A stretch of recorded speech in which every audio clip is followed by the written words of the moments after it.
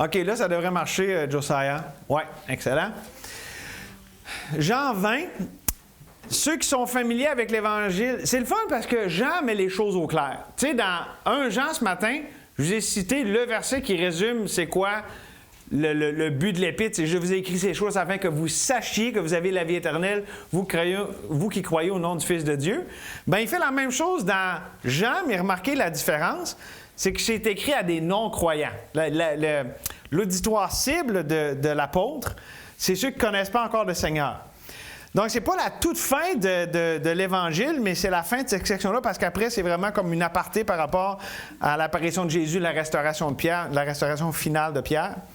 Mais on peut lire ici au verset 30, chapitre 20, verset 30. « Jésus a fait encore, en présence de ses disciples, beaucoup d'autres miracles qui ne sont pas écrits dans ce livre. Mais ces choses ont été écrites afin que vous croyiez que Jésus est le Christ, le Fils de Dieu, et qu'en croyant, vous ayez la vie en son nom. » C'est là où on part de la fin pour expliquer, dans le fond, l'ensemble, puis ça va nous ramener au début, mais juste ici, quand on voit cet énoncé-là, ça nous donne les 5 éléments clés qui sont couverts dans l'Évangile de Jean. On va les décortiquer, là, mais c'est vraiment, vous allez voir, ce que Jean veut communiquer par son Évangile. OK? Puis on va y aller un mot à la fois, OK? Parce que ça nous dit ici, Jésus a fait encore en présence de beaucoup d'autres miracles.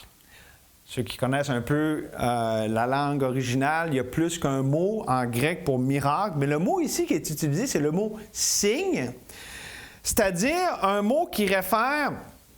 OK, séméa, là, l'idée, c'est le geste est fait pour communiquer une signification, un sens. C'est pas juste « Ah, je fais ça, pouf! » Non, c'est comme... En faisant ça, je vous communique quelque chose par rapport à moi. OK? Il y a un message. Le médium et le message. Le signe devient le moyen de communiquer quelque chose. OK? Et ça, c'est important parce que... OK, Jean, là, il tripe sur le chiffre 7. OK? On parle en fait de la nature heptatique de l'Évangile de Jean, c'est-à-dire que le chiffre 7, tout est structuré sur 7 miracles qui donnent cours à 7 discours. Puis, OK, il y a beaucoup de 7, OK? Moi, je vais vous les expliquer dans un instant, là, mais... Et donc, les 7 miracles sont sélectionnés, c'est la base de la structure. On pourrait compter un 8e, la résurrection de Jésus. Parce qu'à un moment donné, il vous dit, je ne vais pas vous donner d'autres signes, d'autres miracles, le même mot, que celui de Jonas. Puis là, dans le fond, il parle de sa résurrection. Fait que là, il y en a qui vont dire, ah, ben non, il n'y a pas 7 signes, il y en a 8 si on compte la résurrection.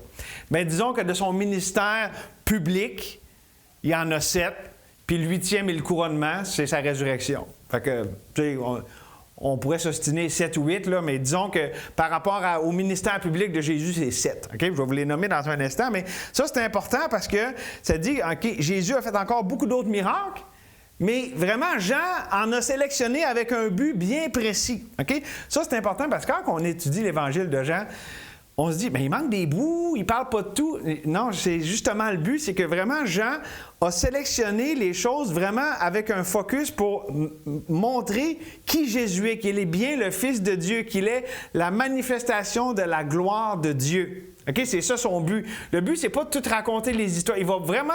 Il y a des affaires qu'il ne mentionne pas du tout. Il y a des affaires qui vont en beaucoup moins de détails. Il y a des choses qui sont là. Tu sais, le discours de la chambre haute, là, il n'y a pas ça, pas en tout, dans toute cette étendue-là dans les autres évangiles. Puis Jean, il donne 4 chapitres, puis après ça, il y a la prière. Fait que 13, 14, 15, 16, après ça, sa prière 17. 5 chapitres qui sont vraiment dans l'intimité de Jésus avec les disciples. OK? Mais ça fait partie de son objectif, qu'est-ce qu'il veut communiquer, puis tout ça. Mais donc, quand on comprend ça, les signes sont choisis pour servir un objectif immédiat, c'est-à-dire de montrer la divinité de Jésus, qu'il est vraiment le Fils de Dieu. OK? Le mot traduit par signe est un des 4 mots pour miracle. OK? Puis vraiment, Jean prend ce mot-là, c'est le mot qu'il préfère lorsqu'il prend signe, ou quand on dit miracle, siméa. Nous, en français, on ne fait pas bien la différence parce que ça dit miracle. Miracle par-ci, miracle par-là, mais il y a 4 mots différents pour désigner miracle. Des fois, ça peut dire signe à certains endroits, mais bon. Et donc, comme je le disais, lorsque ce mot-là est utilisé, l'accent est mis sur ce que le miracle signifie, c'est-à-dire que c'est considéré comme un signe de quelque chose de très important. Donc, je fais ça, ça veut dire quelque chose de très important. Par exemple, OK, je vais prendre l'exemple ultime, là, je parlais de la résurrection, mais dans son ministère terrestre, il y a une culmination, puis à un moment donné, il arrive au miracle de la résurrection de Lazare, qui est vraiment, tu sais, c'est le plus grand des miracles, à part la résurrection, là, sa propre résurrection, mais, OK, parce que le mort était décomposé déjà, ça faisait 4 jours, puis la signification, c'est « je suis la résurrection et la vie ». Tu sais, c'est plus que je dis « Hey, wow, je fais un super miracle, je sors ce mort qui devrait être, tu sais, que ça se peut pas qu'il revive », mais c'était pour dire, justement, c'est « je suis la résurrection et la vie », celui que... Fait que toute l'idée du miracle, c'est pour que Jésus révèle qui il est. Comprenez-vous? Puis c'est ça pour chacun, là, des miracles. Je vais essayer de vous l'expliquer à mesure qu'on avance. Mais d'abord, ça, c'est le premier mot. Fait que, OK... Je relis là, pour que vous voyez qu'on avance avec chaque mot. Jésus a fait encore en présence de ses disciples beaucoup d'autres miracles ou signes qui ne sont pas décrits dans ce livre. Les 4 autres mots sont dans le verset 31. Mais ces choses ont été écrites afin que vous croyiez que Jésus est le Christ. Le Christ. 19 fois, ce mot-là est utilisé dans Jean. Le Christ, ça veut dire loin de l'Éternel, celui qui est désigné par Dieu, le Messie. Okay? Parce que Christ, c'est Messie. Là. D'ailleurs, c'est dans Jean aussi que ça dit « Nous avons trouvé le Messie ». C'est André qui dit ça à Pierre. Puis Jean traduit ce qui signifie Christ, okay? C'est-à-dire loin de l'Éternel. Puis c'est la seule place dans le Nouveau Testament où est-ce que le mot Messie est traduit. C'est Jean qui nous donne la traduction. Parce que ça, c'est un mot hébreu, Messie, puis Christ, c'est un mot grec. OK? Dans Jean 1, 41, on va voir ça la semaine prochaine, Dieu voulant. Et donc, c'est quoi ça ici, l'idée, quand on parle du Christ? Des fois, nous, on dit, dans les milieux protestants, évangéliques, on va dire Christ, Jésus-Christ, on parle de Christ. Certains autres milieux réformés, puis on le voit des fois dans Christ seul, on dit le Christ, parce que dans le fond, c'est comme son titre. C'est pas son... Fait que pour ça, des fois, on va dire le Christ. Les catholiques puis les réformés vont... Puis c'est pas faux de dire ça, là, de dire parce qu'il est vraiment, c'est Jésus, le Christ, ou Jésus, tu sais, son nom, qui est le désigné de Dieu loin de l'Éternel. OK? Et donc, ça réfère à celui qui était attendu. Tu sais, le Christ qui doit venir, pour ça aussi qu'il dit « Hey, nous avons trouvé le Messie, autrement, on a trouvé celui qu'on attend depuis tout ce temps-là. » Donc, c'est ça l'idée ici avec l'emploi du mot Christ. Et donc, Jean, là, non seulement il donne des signes qui disent qui Jésus est, mais il utilise le mot Christ pour montrer que c'est bien celui qui est désigné par Dieu, celui qui devait venir. Ça dit ensuite... donc, vous croyez que Jésus est le Christ, OK? Le Fils de Dieu. Encore là, employé souvent, à 11 reprises par Jean. Évidemment, ça nous parle de sa divinité. Le Fils éternel, le Fils unique, hein, car Dieu a tant aimé le monde qu'il a donné son Fils unique. Le monogène, c'est un mot français, je ne savais pas. Le monogène, c'est-à-dire, ça vient du grec. Tu sais, car Dieu a tant aimé le monde qu'il a donné son monogène, son fils, c'est-à-dire que celui qui est unique, là, c'est-à-dire que il n'est pas relié à un autre. Il n'y a pas une descendance comme, tu sais, moi j'ai un père et une mère qui ont un père puis une mère. Okay, bien, Jésus, lui, il n'y a pas de descendance. Okay? C'est ça l'idée de monogène. Mono, puis gène, le génétique. Puis là, on ne parlera pas de l'engendrement éternel, puis là, c'est une autre histoire, là. Ça serait trop long de rentrer là-dedans. Mais là-dessus, tu avais amené un message, je pense que c'est cet été, hein? Oui, c'est ça, quelques mois. Oui. Puis ça nous parle de sa divinité, puis tout ça, là, ça nous pointe... Oui, c'est comme la résurrection, là, qui a pour ainsi dire, un engendrement. Oui. Tu es mon fils... non. Tu es engendré aujourd'hui. Oui, je t'ai engendré. Oui, c'est le psaume 2, hein? C'est-tu 2? Ouais. Non. Tu es mon fils? Oui. Ouais. Et la parole de Dieu l'applique à la résurrection. Oui. Donc, il est comme couronné, puis c'est... Le psaume 2, c'est comme on couronne un roi, puis on lui donne la royauté. Oui. Mais en fait, fils de Dieu, c'est aussi ici l'idée, parce qu'on regarde dans Jean, souvent, ça va celui qui est de Dieu. Tu sais, Dieu le Fils, celui qui est, dans le fond, la deuxième personne de la Trinité. Ça réfère à la divinité de Jésus, c'est-à-dire, il est le Fils, il est l'égal de Dieu.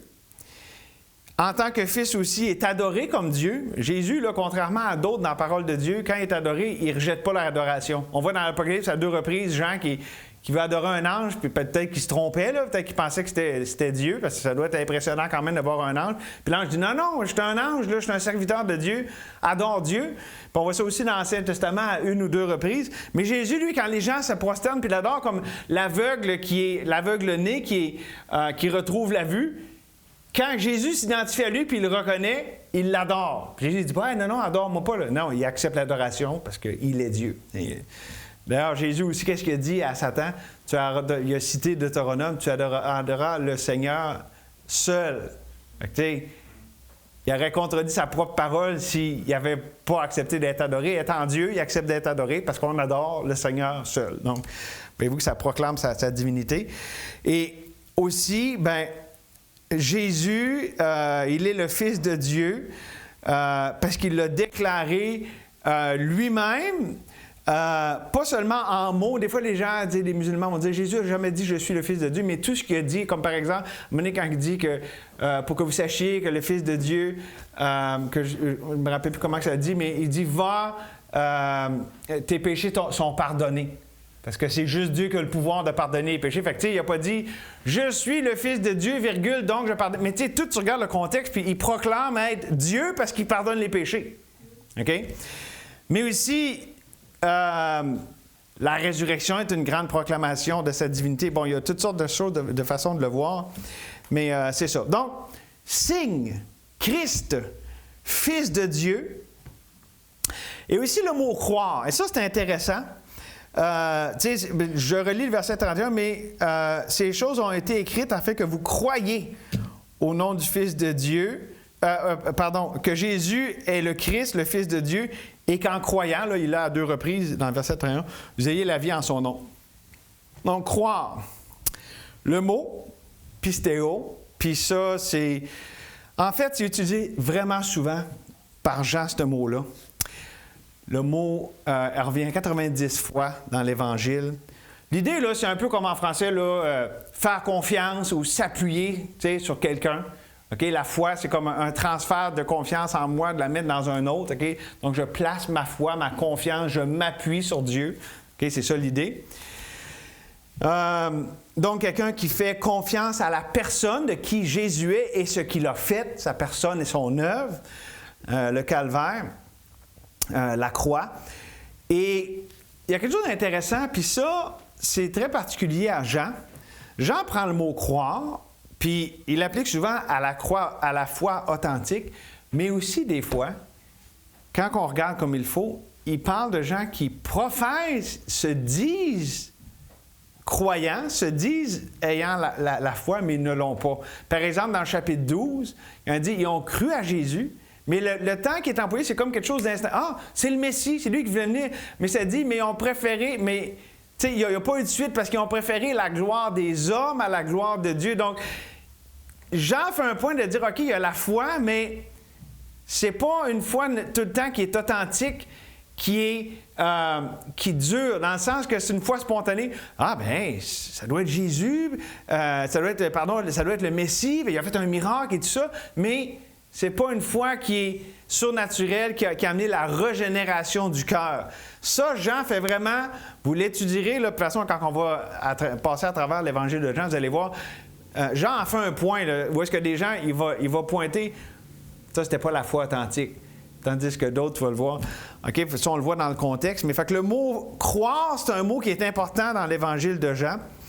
Et parce que il dit, je vous ai écrit là pour que vous croyiez. Tu sais, le but qu'a écrit Jean, l'Évangile, c'est pour que les gens arrivent à cette foi salvatrice. Puis un Jean, c'est pour qu'ils soient affermis dans cette foi. Une fois qu'ils l'ont, là, qu'ils soient affermis là-dedans. Donc, très important pour Jean, le mot croire. Et finalement, le mot Zoé. La vie. Ça dit, le fils de... bon, on va relire encore. Mais ces choses, verset 31, ont été écrites afin que vous croyiez que Jésus est le Christ, le Fils de Dieu, et qu'en croyant, vous ayez la vie, le mot Zoé, en son nom. Utilisé 35 fois dans Jean, encore là, c'est important. Puis souvent, c'est accompagné de éternel. Okay? Des fois, c'est juste vie, puis ça implique que c'est vie éternelle, mais souvent, ça veut... Tu sais, justement, Jean 3,16, que tantôt, quand je disais Jésus, le monogène, là, mais ça dit la vie, mais ça qualifie éternel. Mais des fois, Jésus, quand il parle, afin que vous ayez la vie, bien, ça implique que c'est la vie éternelle. Puis la vie éternelle, c'est pas juste en durée, c'est en qualité. C'est une vie qui n'est pas de ce monde, c'est une vie qui est reçue de Dieu. C'est-à-dire, on reçoit cette vie-là, c'est la vie de Dieu qui donne à ceux qui croient. Donc, ce n'est pas une vie là, terrestre, améliorée, là, je suis rendu une bonne personne. Non, non, c'est une vie qui n'origine pas de l'homme. C'est Dieu qui donne cette vie. Quand on a le Fils, on a la vie. Les deux vont ensemble. Fait que quand tu as le Fils, quand tu le reçois, Jésus te rend à la vie. OK? Pour ça, c'est tellement important dans Jean, parce qu'on le voit ici, évidemment. Puis, il y a beaucoup de parallèles entre l'Évangile de Jean et sa première lettre. Parce que ça revient aussi beaucoup, le mot « vie » dans 1 Jean. OK? Puis, tu sais, il y a des places vraiment, là, comme dans sa prière sacerdotale. Bon, il y a le mot « gloire » aussi, là. Il n'est pas dans ces versets-là, mais c'est un mot important. Puis, il parle de sa gloire qu'il avait, puis il dit, mais aussi, il parle de cette vie que j'avais quand il prie, là, au Père. Il dit que cette vie que j'ai, qu'eux autres l'aient, puis, tu sais, c'est dans sa prière. Puis aussi, il dit « Je suis la résurrection et la vie » dans 11, 25. Puis évidemment, le fameux verset. Quelqu'un peut me citer par cœur Jean 14, 6. Et la vie, nul ne vient au Père. Donc, la vie, ultimement, c'est Jésus. OK? C'est pas juste quelque chose que je reçois comme, OK, là, tu as Jésus, puis à côté, tu as la vie. Non, non, quand tu as Jésus, tu as la vie. C'est pour ça que ça dit, celui qui a le Fils a la vie. Ça va ensemble. OK? Parce que Jésus est la vie. Bon. Là, on a compris la base de ce que Jean veut communiquer avec ces mots-clés-là qui reviennent, OK? Là, j'aimerais qu'on regarde un peu la structure de comment il développe ça à travers son évangile. Comme je disais, là, on peut dire 7 signes. On va dire 7 signes de son ministère terrestre, puis le 8e étant le couronnement, sa résurrection. L'eau qui est changée en vin. C'est quoi que ça dit quand il a changé l'eau en vin? Regardez avec moi, puis on va le voir justement à la fin du mois. Et c'est là qu'on voit l'importance. Quand on comprend l'ensemble, ça nous aide à comprendre des fois un verset comme ça. Regardez 2,11. « Tel fut à Cana en Galilée le premier miracle, signe, que Jésus fait. Il manifesta sa gloire et ses disciples crurent en lui. » Voyez-vous comment ça va tout avec ce qu'on vient de voir? C'est pour ça que je vous dis, tu sais, Jean, il y a de la suite des idées, là. Il s'en va tout le temps avec un leitmotiv qui répète sans cesse, puis il va toujours dans le même sens. Donc, premier miracle, ou signe, l'eau en vin. Le deuxième, l'officier, là, tu sais, il dit, « dérange pas Jésus », puis il envoie un messager pour guérir son fils, OK? Puis là, Jésus, il dit, « Ton fils est guéri. » Puis là, vérifiez-le. Hey, à cette heure-là, il a été guéri. Vous savez de quoi je parle? OK? Ça, c'est dans le chapitre 4, à la fin du chapitre 4. Ça, c'est le deuxième signe. La guérison du gars au bassin de Bethesda, la piscine, là, en tout cas, appelez ça comme vous voulez. Le gars paralytique, là, qui pendant toutes ces années-là, il n'avait jamais réussi. Puis là, hey, Jésus, en une visite, lui, il règle ça. Donc, ça, c'est le troisième. C'est dans le chapitre 5. OK? Ça l'ouvre le chapitre 5. Évidemment, et ça, c'est un miracle qui est répété par les 4 évangélistes. La nourriture, la multiplication des pains pour 5000 hommes. 5000 hommes. Donc, il y a plus de monde que ça, parce que c'est 5000 hommes. Bien, il est peut-être venu avec sa femme, puis les enfants. Donc, ça fait pas mal de monde. Donc ça, c'est le 4e, puis vous allez voir comment ça donne toujours suite à quelque chose, là, OK? Mais je vais juste vous les nommer. Il a marché sur les eaux dans le chapitre 6, un 5e miracle. La guérison de l'aveugle. L'aveugle né, là, celui que je parlais tantôt, c'est dans le chapitre 9. Évidemment, Lazare. Puis ça, là, quand on parle de son ministère terrestre, c'est le plus grand miracle, c'est le couronnement. Là. Pour Jean, là, il termine avec celle-là parce que c'est comme... la cerise sur le Sunday, puis c'est ça là qu'on voit. Avec Jean, on voit beaucoup l'effet crescendo de son ministère terrestre. Il a vraiment sélectionné des événements pour aller prendre la progression de comment... Tu sais, parce qu'au début, Cana, c'est le tout début, puis on avance vite, là, on avance beaucoup plus vite, parce que rendu au chapitre 12, après ça, on parle plus de son ministère public, on est rendu dans l'intimité de la chambre haute, avec son discours, tout ça. Fait que son ministère public, avec des miracles comme ça dure pendant... Seulement cette période-là, là, du chapitre 2 au chapitre 11 puis 12, là, mais le dernier miracle, c'est au chapitre 11. Puis bon, comme je vous l'ai dit, on peut compter la résurrection là, au chapitre 20, là, qui serait le 8e signe, parce que lui-même l'a dit, puis il y a une signification, c'est comme le prophète Jonas et tout ça. Bon. Maintenant, le sens justement que ça donne. Quand il a changé l'eau en vin, ça montre que... sa divinité n'est pas limitée par les circonstances de la vie. Comme là, hey, on n'a plus de vin et tout ça. Puis lui, il a été capable de changer l'eau en vin.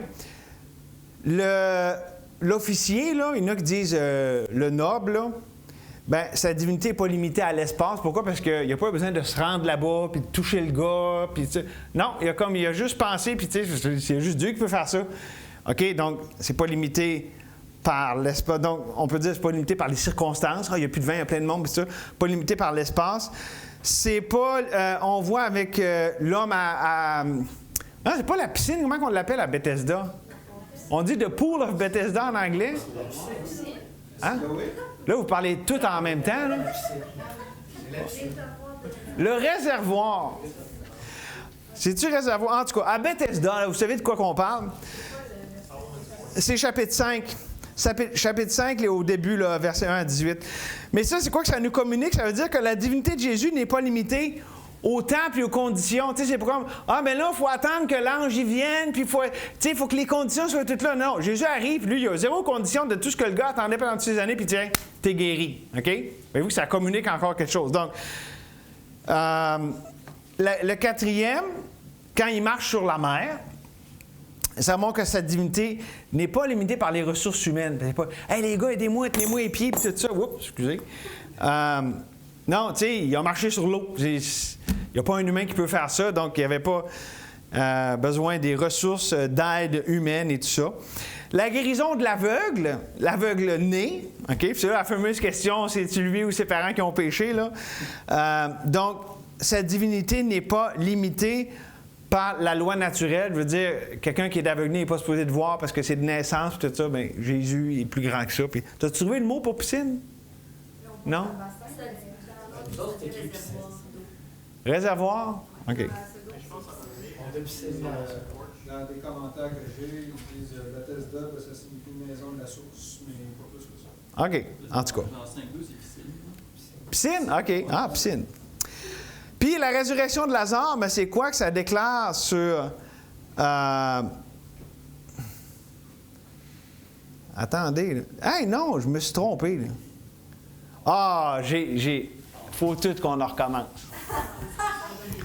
OK. La fameuse piscine, c'est qu'il n'est pas limité par les temps, les conditions. Comme je disais, il n'y a pas besoin d'attendre l'ange, il n'y a pas besoin d'attendre tel temps, OK? J'ai oublié les pains. Les pains, c'est ça, les ressources humaines. On n'a quasiment rien. 5 pains, 2 poissons. C'est ça que ça ne marchait pas, mon affaire. 5 pains, 2 poissons. Mais Jésus, il peut prendre juste 5 pains, 2 poissons. Puis d'ailleurs, celui qui a fait Chosen, c'est le verset que ça a dit. T'as pas grand-chose, mais fais-moi confiance, je peux faire de quoi avec ça. Mais donc, ça, 5, lorsqu'il marche sur la mer, c'est là, c'est pas limité par les lois naturelles. Un homme, normalement, ça ne marche pas sur l'eau. Puis là, faites-moi pas la joke. Ah, ben là, le lac était glacé. Non, non. Le lac n'était pas glacé. Il a vraiment marché sur l'eau, là. La résurrection, la guérison de l'aveugle. Là, je vais arrêter de me mêler. Là. Fait que là, l'aveugle, au chapitre 9, ça, c'est le 6e miracle. Donc ici, ça nous montre que la divinité de Jésus n'est pas limitée par la disposition génétique de la personne. Tu sais, je veux dire, tu peux prendre quelqu'un dans les pires conditions, il est Dieu, il est capable de le restaurer. Et la résurrection de Lazare, la divinité sa divinité, Jésus, n'est pas limité par la mort. Même la mort. Puis ça, évidemment, la résurrection aussi montre ça, là, mais le monde pour Lazare, puis aussi le monde pour lui-même. Donc, voyez-vous comment le miracle communique quelque chose par rapport à la personne de Jésus. OK? C'est ça le but. Oui? Est-ce que tu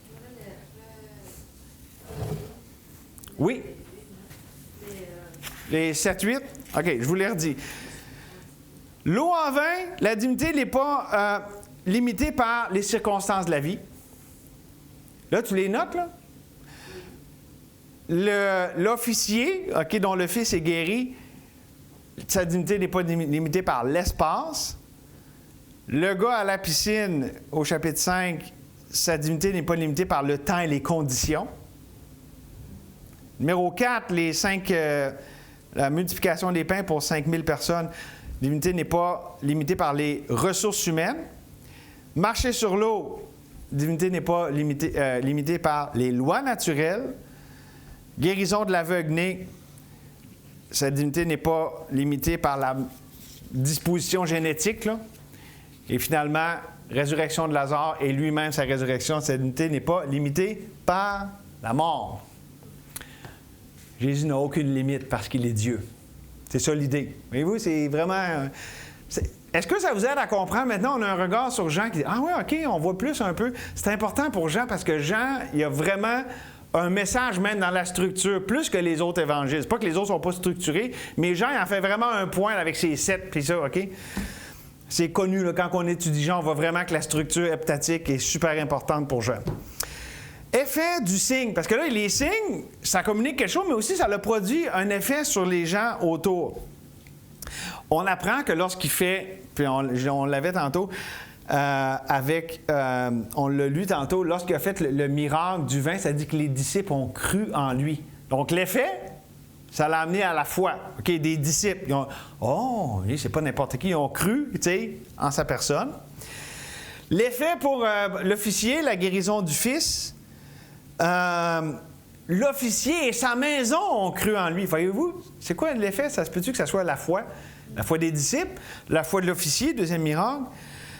Mais là, c'est moins drôle avec le troisième, avec le miracle de l'homme, la guérison. Là. Lui, bon, ça ne dit pas clairement, ça ne dit pas il a cru, là, mais on apprend par contre que les Juifs cherchaient à le tuer. Eux, ils n'ont pas cru, ça a été l'incrédulité.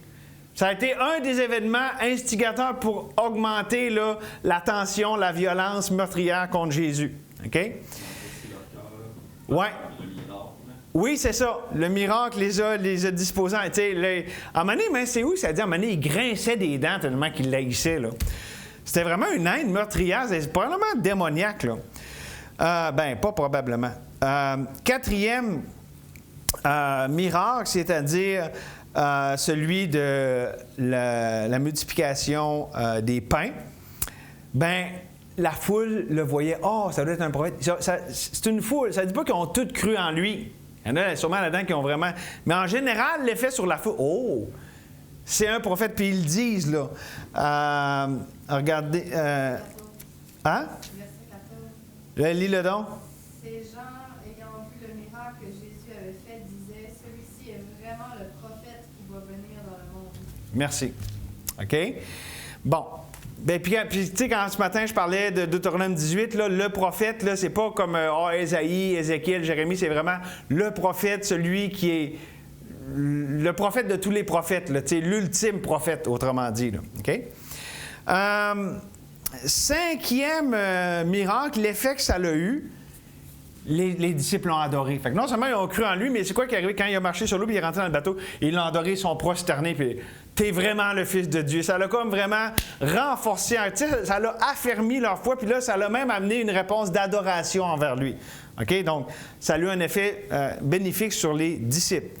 En même temps, sur eux autres aussi, bon, leur incrédulité, puis tout ça, se voir soi, puis voir Dieu, il y a eu cet effet-là, là, quand ils l'ont vu marcher sur les eaux. L'aveugle, c'est quoi l'effet? Sa conversion, parce que c'est le fun à regarder la progression quand on voit l'aveugle au début. Bon, parce que vous savez, il y a le miracle, puis là, il est questionné. OK?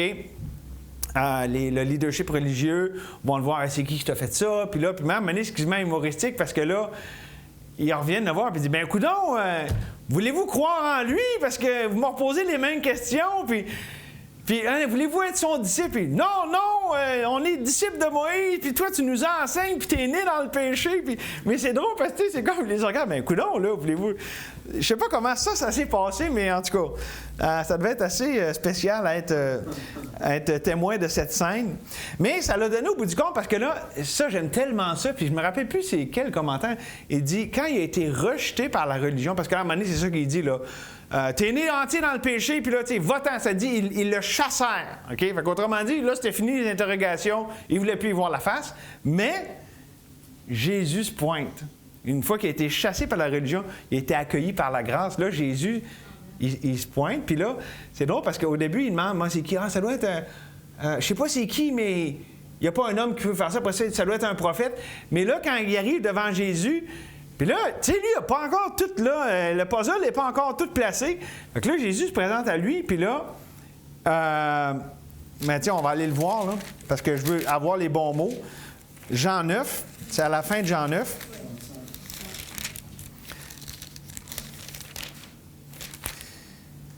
Puis il y a un sens, parce qu'après ça, Jésus leur parle des ténèbres qui sont encore dans leur péché parce qu'ils sont aveugles, puis tout ça, mais bon. Jésus apprit qu'il l'avait chassé, verset 35, et l'ayant rencontré, lui dit, « Crois-tu au Fils de Dieu? » Il répondit, « Et qui est-il, Seigneur, afin que je croie en lui? » Voyez-vous, c'est pour ça, là. OK, il savait bien que Jésus avait fait ça, mais là, il n'était pas trop sûr. Puis là, regardez ce que ça nous dit au verset 37. Donc, il est disposé, OK, c'est qui pour que je croie en lui? Tu l'as vu, lui dit Jésus, et celui qui te parle, c'est lui. Autrement dit, c'est moi le Fils de Dieu. OK? Et il dit, je crois, Seigneur, et il l'adora. Puis, là, après ça, bon, on a la suite des choses, comme justement, là, par rapport au jugement, les ténèbres, tout ça, mais donc, l'effet, ça a été quoi? De plus en plus, il arrivait, tu sais, autant qu'il y a eu sa cécité physique, qui a été résorbée, bien là, sa cécité spirituelle, autant que les leaders, eux autres, sont restés dans l'aveuglement. Puis il y avait ça aussi, c'était vraiment... Il y a une signification qui disait à Israël, vous êtes aveugle, vous ne reconnaissez pas votre Messie. Puis un aveugle né est capable de me reconnaître. Fait que c'est bourré de messages puis de significations, ce qui se passe là. C'est le jugement, parce qu'on sait que Dieu, il a tout planifié ça, c'était le jugement contre l'aveuglement spirituel du leadership d'Israël, exactement comme dans Ésaïe, là. Ils sont aveugles, ils ne voient pas, puis tout ça, comme dans Ésaïe 9. Tu sais, puis l'appel d'Ésaïe, c'est « vas-y, puis ils ne vont pas te croire ». C'est ça l'appel, pas Ésaïe 9, Ésaïe 6, tu sais, en tout cas. Donc, c'est ça, il a cru en lui. Puis, le dernier miracle là, de son ministère public, lorsqu'il a ressuscité Lazare, ça dit que beaucoup de Juifs crurent en lui. Et probablement que c'était une foi authentique, ils ont vu ça, puis là, tu sais, hey, oui, c'est vraiment... puis après ça, on voit par contre dans le chapitre 12 que là, il y en a que c'était pas toujours authentique, puis c'est là que ça dit qu'ils ont préféré la gloire des hommes à la gloire de Dieu. OK? Puis on pourrait dire, OK, pour le dernier, parce que, comme je vous dis, là, si on met celui-là de son ministère terrestre, ça suit tout, c'est 7, mais le dernier miracle, c'est lui de sa propre résurrection. Bon, on peut dire c'est pour que tous croient en lui, ou ceux qui le lisent, parce que la résurrection, c'est la preuve ultime de qui Jésus est, de sa divinité. Bien, la résurrection, c'est afin que tous croient en lui, là, qu'il est vraiment celui qui dit... Tu sais, si quelqu'un était mort sur une croix en disant qu'il est Dieu, puis ça avait fini là, ça aurait été juste une histoire ancienne. Mais là, il a ressuscité des morts, tu sais, il y a des témoins, puis tout ça. Donc là, c'est pour que vraiment qu'on croit. C'est pas n'importe qui est mort sur cette croix, c'est le Fils de Dieu, puis... OK, voyez-vous, c'est ça l'effet. Êtes-vous encore tout avec moi? Good. On avance encore un peu? J'ai d'autres choses, j'ai plus de matériel que ça, mais je vais prendre le temps pour ça. Juste ici, récapituler un petit peu, puis ça aider à comprendre. Les miracles qu'on voit, là, puis qu'on vient de considérer, il faut les comprendre dans un contexte historique et narratif. C'est-à-dire, c'est vraiment des choses qui sont arrivées, c'est historique, ce n'est pas des histoires inventées, mais Jean il donne une narration... OK, puis là, je vous l'explique. C'est pas comme une biographie. OK, Jésus est né à ce moment-là, puis après ça, il est arrivé ça. Puis il veut pas nécessairement suivre une chronologie. Il veut pas... Tu sais, mettons, Jean, à comparer... pour ça qu'on dit les synoptiques, puis on dit Jean. Les synoptiques ont beaucoup plus, tu sais, OK, on suit la vie de Jésus pas mal, là, dans l'ordre, là, tu sais. OK, dans Jean, on voit que il y a Jean-Baptiste, puis après ça, il y a le ministère public. Mais pour les autres choses, Jean n'avait pas tant un souci de tout garder en ordre chronologique, mais plus de marcher en ordre thématique. C'est pour ça que des fois, on va dire, « Ah, y a-t-il des contradictions entre l'évangile de Jean et les synoptiques? » Non, c'est que Jean, en fait, Jean n'avait pas le souci de dire, « Je veux tout vous présenter dans l'ordre. » Non, c'est que je veux progressivement vous présenter la personne de Christ. Fait que pour lui, la chronologie, puis c'est pour ça que je vous dis, c'est historique, c'est des vraies choses, mais c'était plus, il y avait une idée aussi narrative. Il venait nous amener le narratif de qui est Jésus. Fait qu'il a sélectionné des événements précis pour nous amener de plus en plus vers le point culminant de la résurrection de Lazare, puis ensuite de la résurrection de Jésus. Il y a vraiment cette idée-là. Fait que, tu sais, comment c'est que c'est le miracle à Cana? Parce que, tu sais, le miracle à Cana, c'est juste Jean qui en parle, mais ça va dans l'idée de ce qu'il veut amener, OK? Ça, c'est important à comprendre parce qu'il y a vraiment un but précis qui poursuit avec ça. Évidemment, c'est sous l'inspiration du Saint-Esprit, là.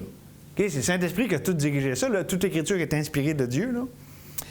Mais Jean, dans le fond, il cherche à présenter des preuves que Jésus est le Fils de Dieu. Fait que la chronologie, puis tout ça, c'est assujetti à ça. Pour lui, c'est vraiment, il va sélectionner des choses qui vont tout le temps amener ce même point-là. Il est le Fils de Dieu, il est le Fils de Dieu à cause de ça, à cause de ça, à cause de ça, selon cette facette-là, cette facette-là. Okay? C'est pour ça qu'il diffère tellement. C'est pour ça qu'on dit les synoptiques, les 3 premiers, puis Jean est dans une catégorie à part. Okay? Parce que c'est complètement fait différemment que les 3 autres évangiles. Autrement dit, la structure même de Jean sert à l'objectif de présenter Jésus comme le Fils de Dieu. Okay? Il a construit son évangile dans le but de servir l'objectif de dire Jésus est le Fils de Dieu. Fait que ça, c'est important à comprendre parce que c'est là qu'on voit que la structure est importante, puis ça nous aide dans notre exégèse. C'est-à-dire, exégèse, c'est aller soutirer le sens du texte tel qu'il est. Parce que pour ceux qui ne savent pas c'est quoi le mot exégèse, c'est quand on est devant un texte, on veut voir c'est quoi que le texte dit. Pas ce que moi je veux que le texte il dise, ce que je veux faire dire au texte, c'est quoi qu'il dit. Jésus parlait à qui? Puis, OK, ben là, pour les évangiles, mais il parlait à qui? C'était quand? C'était où? Puis là, ça va nous aider puis à vraiment comprendre c'est quoi que le texte dit, c'est quoi que Dieu veut nous communiquer. Parce que il y a un principe d'interprétation de la Bible qui est très important, puis on en a effleuré un peu hier dans le cours de théologie, mais quand on approche un texte biblique, il faut approcher le texte avec une... OK. Je fais attention à mes mots parce que je ne veux pas être prétentieux. Il n'y a pas personne qui approche le texte avec une neutralité totale, puis, tu sais, comme... Ou, tu sais, d'être sûr de... Hey, moi, je l'interprète bien, la Bible. Parce qu'on peut tous faire des erreurs, tu sais, puis ici, pendant des années, je pensais comprendre, puis il y a des affaires qui nous échappaient, OK? Puis là, il y a différents milieux chrétiens, puis il y a des lunettes chrétiennes, là. Mais pour être fidèle aux Écritures, c'est juste au lieu puis on met de côté notre culture chrétienne, nos lunettes chrétiennes, puis dire, OK, c'est quoi que le texte communique là? Puis pour vous dire, moi, je vous donne juste un exemple qui, moi, m'aide à comprendre ça pour ma propre vie. Hier, on parlait qu'on est dispensationaliste. Okay? C'est-à-dire qu'on croit que Dieu, à travers les époques, a travaillé de différentes façons. Okay? Dans la Genèse, nos premiers parents, la dispensation de l'innocence. Après ça, quand le péché est arrivé, la conscience, okay? Qui veut dire avec la connaissance. Là, justement, là, on pris la connaissance. Puis là, ça, le gouvernement humain avec Noé. Puis bon, une progression comme ça. Ça, c'est nos lunettes pour interpréter la Bible. Il y en a qui sont des enfants de Dieu, c'est des chrétiens, ils ont l'Esprit de Dieu, là, c'est nos frères et sœurs. Eux, ils ont des lunettes de théologie de l'Alliance. OK? Ils voient la même Bible, les mêmes passages, mais différemment. OK? Puis moi, ce que je suis toujours critique de moi-même, je veux toujours rester un esprit ouvert, d'être capable de remettre en question. Des fois, je regarde un passage et je me dis, OK, comment un gars de dispensation de l'Alliance, une fille, là, comment quelqu'un de cette persuasion-là voit ça, puis pourquoi? C'est essayer de comprendre, c'est pas des hurluberlus, puis tu sais, je veux dire, c'est leurs lunettes, mais j'essaie de comprendre ça, puis moi, comprenez, je suis par conviction dispensationaliste, mais Ça ne m'empêche pas de penser aussi, là, puis d'essayer de voir pourquoi quelqu'un croirait ça. Mais c'est un peu ça, c'est que, voyez-vous, on a le même texte, mais des fois, comment qu'on l'approche, ça peut teinter notre interprétation. Je vous donne un exemple à ce que je vous ai dit là. Si je lis un prophète, OK, on va prendre un exemple classique, Ézéchiel 40 à 48, le temple millénaire, OK? Nous, on voit ça comme le temple millénaire à venir, OK? Quelqu'un de la théologie de l'Alliance voit ça comme Christ, puis le croyant, le temple du Saint-Esprit, puis tout ça. Quand même assez différent, là, OK? Puis c'est le même texte pourtant. Fait que là, l'idée de l'interprétation littérale, c'est bon, mais c'est quoi que le texte veut dire? De quoi que ça parle? Ça parle-tu du chrétien sous la Nouvelle Alliance ou ça parle du temple qui va venir? Fait que là, c'est là qu'il faut que tu t'assoies, puis OK, il faut que ce soit Saint-Esprit, là, c'est toi qui est l'enseignant, puis j'essaie juste de vous expliquer ça, tout ça pour vous dire que quand on approche Jean, en passant à toutes les affaires de la théologie de l'Alliance puis dispensationaliste, je ne voulais pas nécessairement donner ça comme exemple avec Jean en particulier, là, parce que ça n'a pas autant de répercussions parce qu'il y a moins de matériel eschatologique puis tout ça. Ça fait plus l'unanimité, je dirais, quand on parle de ce domaine-là, parce que, mettons, Matthieu 24, là, il n'y aurait pas des accords selon la dispensationnisme ou théologie de l'Alliance. Mais je vais juste vous amener ça pour dire que quand on est face à un texte, on a une approche, on est biaisé. Il faut juste être honnête, là, puis mais, puis je veux dire, c'est normal aussi, là. Je veux dire, on est né à quelque part dans un lieu, puis on est arrivé d'une demi dans telle église, puis tout ça, puis c'est correct, là, puis c'est pas comme... Mais je veux juste vous amener le point suivant, et je vais pas mal conclure avec ça, parce que là, la structure, ça va être vraiment pour la semaine prochaine, aller plus en détail là-dessus, mais... Quand on regarde quelque chose comme un évangile comme ça ici, qui est un récit de la vie de Jésus, puis tout ça, ou n'importe quel autre livre de la Bible, les lunettes ultimes à avoir pour ne pas tomber dans l'erreur, est-ce que j'étudie la Bible comme un livre à étudier ou est-ce que je veux la bonne interprétation, ça c'est selon l'arbre, la connaissance du bien puis du mal, ou, pour reprendre les paroles de Jésus dans le chapitre 5, vous sondez les Écritures parce que vous croyez avoir en elles la vie, mais vous ne venez pas à moi. OK, attends, je vois le là, je pense que je ne l'ai pas bien cité, là. 39-40. 5, 39-40. Les pharisiens ici, vous sondez les Écritures parce que vous pensez avoir en elles la vie éternelle. Hein, ça revient encore avec notre thème de tantôt. Ce sont elles qui rendent témoignage de moi et vous ne venez pas à moi pour avoir la vie. Quand on étudie un évangile comme Jean spécialement, ça regorge de paroles de vie. Puis quand on étudie comme ça ensemble, comme Église, c'est pas juste de dire « Ah, ben là, je comprends mieux Jean, puis OK, puis c'est bien de... » Tu sais, je pense que ce qu'on voit là, ça nous aide à comprendre. On voit que Jean de la suite des idées, c'est des outils, mais ultimement, c'est pour découvrir Jésus, notre vie, c'est pour découvrir tout ce qui est dit sur Jésus. C'est quoi... C'est qui cette personne-là qui nous est révélée par Jean? OK? Celui qui est la vie. Donc, c'est ça. Ultimement, il veut nous communiquer une personne. Il veut qu'on découvre celui qui est non seulement la personne principale de cet évangile, mais de toute la parole de Dieu. Puis ça, ben c'est ça. C'est par la foi, puis c'est une belle aventure. C'est pour ça que j'ai commencé cette série-là en disant on commence une aventure de la foi. On découvre Dieu ensemble. Puis Dieu est inépuisable. Tu sais, c'est comme, on peut dire le temps de dire wow, c'est donc bien beau sur Dieu, comment ça, puis ça. Donc, ben, c'est pas mal ça que je voulais. Je vais arrêter là parce que j'ai pas mal d'autres matériels que là, ça serait trop long. Ça fait déjà 43 minutes que je vous entretiens. Auriez-vous des questions?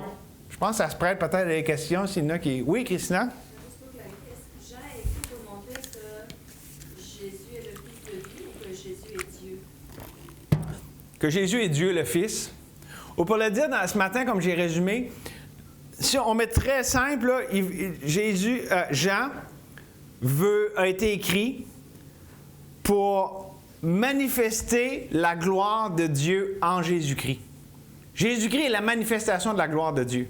Tu sais, Jean là, se dit, hey, Jésus, là, c'est tout ce que tu peux voir du Dieu de gloire. Il est venu le manifester. Donc, il veut... Puis, pour prendre aussi, comme on l'a vu tantôt, que vous croyez qu'il est le Christ, le Fils de Dieu. Mais Fils de Dieu, là, c'est un terme de divinité, là. Le Fils de Dieu, et qu'en croyant, vous allez la vie en son nom. Ça répond à ta question? T'as pas l'air... C'est pas... Jésus est le Fils de Dieu, puis Jésus est Dieu, c'est pas la même chose. Non, mais dans le vocabulaire, dans la grammaire, moi, je peux dire ça. Ouais, je comprends ce que tu veux dire, là. Puis je sais que t'es pas incrédule de ne pas penser que Jésus est Dieu, là. Je comprends ta question. Ben, c'est ça. Mettons, quand il est fils de l'homme, c'est en tant qu'il est homme.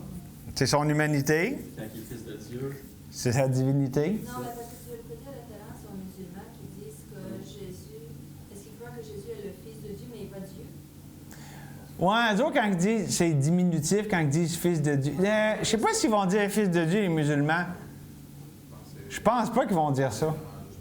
Parce que bibliquement parlant, l'expression Fils de Dieu est une expression de divinité. Ils disent fils de Marie. Ah, Fils de Marie. La seule femme qui n'a pas Ah, ok. Ouais. Ah, Mais c'est aussi, parce que moi je me trouve à comme, j'ai des discussions avec mes enfants parce que comme un Dieu, trois personnes, ça porte quand même à la confusion, Ouais. surtout dans le cerveau d'un enfant, même pour un adulte. Mhm. Mais tu sais, c'est comme, on sait que Jésus est Dieu parce que Dieu est trois personnes.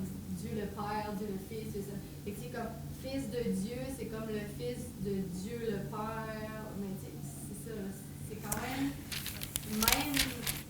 même si on met la grammaire de côté, tu sais, juste pour un cerveau humain, c'est dur à concevoir, là. C'est comme la foi qui fait juste comme... Ben, puis dans 1,18, on l'a vu la semaine dernière, c'est dit, personne n'a jamais vu Dieu. Dieu le Fils unique. Ça, c'est ici le 1,18, qui est dans le sein du Père. Encore là, Dieu, le Fils unique, est dans le sein du Père. Et celui qui l'a fait connaître. Jéhovah, il ne croit pas que Jésus est le Fils de Dieu, mais pas Dieu. Ben, eux autres, quand ils disent Fils de Dieu, c'est avec un F minuscule, puis c'est comme... Ouais, c'est ça, un petit Dieu, avec un D minuscule. le, Plus que les musulmans, je pense. Oui, Maxime? non, c'est juste qu'il y a une variante dans le texte que tu as dit, là, dans 1,18, la plupart, ils n'écrivent pas Dieu, le Fils unique, là, ils écrivent juste le Fils unique, là, malheureusement. Mhm. Donc, ça serait pratique, là, j'aimerais ça. Ça, je pense que c'est une des seules versions qui dit comme ça, Dieu le Fils unique. OK. Dave? C'est intéressant aussi, tu sais, quand tantôt, tu parlais de l'homme qui a été guéri à Bethesda. Oui. Puis, tu sais, la réaction, tu sais, les autres avaient cru. Là, lui a cru, mais tu sais, il y a eu une Les réaction autorités. contraire des autorités. La raison qu'ils ont réagi comme ça, c'est qu'ils ont compris que le message que Jésus envoyait, c'était « Je suis cet homme-là. » Oui. Fait que, tu sais, autant la réaction positive que négative, Ouais. ça montre que le message était là et qu'ils l'ont compris. C'est un bon point, ça. Puis à un moment donné, je me rappelle plus quel commentateur biblique qui disait... Si des fois on a de la misère à comprendre ce que Jésus veut dire, les pharisiens viennent à notre rescousse pour nous expliquer. Par exemple, quand Jésus a dit « Avant qu'Abraham fût, je suis », ouais, c'est quoi qu'il veut dire? Ils ont pris des roches puis ils voulaient le lapider. C'est-à-dire qu'ils comprenaient clairement qu'il se faisait égal à Dieu. Il disait qu'il était le « je suis » du buisson ardent. Parce que « je suis », tu sais, ça réfère « je suis celui qui suit », là, Exode 3. Ça peut être un bon point Ouais. avec les témoins de Jéhovah, Ouais. justement, parce qu'ils regardent, les pharisiens ont compris que C'est drôle que c'est les ennemis, puis ça c'est vrai pour la résurrection, tu sais, des fois quand on parle d'historien, « Ah, Jésus est-tu ressuscité? » Bien, les ennemis de Jésus prouvaient, tu sais, là, en dehors de la Bible, dans la Bible aussi, mais en dehors de la Bible, autant ses ennemis, tout le monde disait, tout le monde confirmait que Jésus était ressuscité, tu sais. Parce que c'était pas juste des gens amicaux, oh, c'est juste une petite gang, puis ils sont tous entendus à dire la même affaire. Ben non, les gens qui détestaient Jésus, ils confirmaient que, tu sais, hein, il est ressuscité des morts, puis tu comprends? Oui? Non, là, je parle des références extra-bibliques. Ah non, ça, c'est 8,58. Oui, Christophe? Justement, pour Adon, ajouter à ce que tu disais, justement, avec Westhoff, quand il parlait à Joe historique de la chrétienté, depuis le début dans les premiers siècles, ben, les objections que les gens avaient, c'était pas que Jésus était ressuscité, c'était que c'était stupide d'avoir un Dieu qui était ressuscité. C'était que c'était comme... Il reniait pas qu'il l'était, il était juste pas d'accord. Ben, c'est juste qu'il disait, ah ben, t'es un petit Dieu. Mm. C'est comme, ah, moi, mon Dieu, il est grand, il est pas mort. Versus, au lieu de dire qu'il était pas. Ah, fait qu'en ridiculisant et en comprenant pas la portée de la signification, il confirmait quand même qu'il y avait une mort et une résurrection de Christ. Ah, c'est bon, ça. J'avais pas entendu cet argument-là, mais... Ben, amen. On va prier, puis on va terminer ça. Merci, Seigneur, pour ta parole qui est si riche. Et merci que... il y a toutes sortes de façons de la découvrir. Le dimanche matin, une façon, puis là, on a une vue à vol d'oiseau. Et merci que tout ça nous aide à comprendre et découvrir, Seigneur, qui tu es. Et merci spécialement. L'Évangile de Jean est tellement unique. Ça a toujours été cher dans mon cœur, puis je suis vraiment content qu'on s'assoie ensemble pour considérer cette partie merveilleuse de ta parole, Seigneur. Oui, toute Écriture est inspirée de Dieu. Mais on a le droit d'avoir des préférés, puis c'est mon évangile préféré, puis Seigneur, merci qu'on a cette joie de le considérer ensemble. Merci, Seigneur, au nom de Jésus. Amen.